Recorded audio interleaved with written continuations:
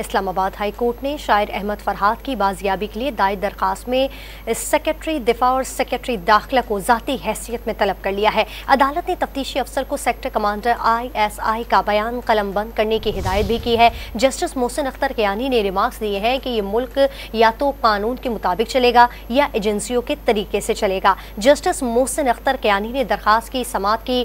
वकील ईमान मजारी ने बताया कि 17 मई को अहमद फरहाद के नंबर से व्हाट्सएप कॉल आई। कहा गया कि दरखास्त वापस ले लें, अहमद फरहाद वापस आ जाएगा। जस्टिस मोहसिन अख्तर कियानी ने रिमार्क्स दिए कि DG ISI को बता दें, बंदा हर सूरत में चाहिए। पुलिस के तफ्तीशी अफसर, सेक्टर कमांडर और DG ISI का 161 का बयान कलमबंद करें। वजारत दिफा के नुमाइंदे ने मौक़िफ़ अपनाया कि ISI ने कहा है कि अहमद फरहाद हमारे पास नहीं है।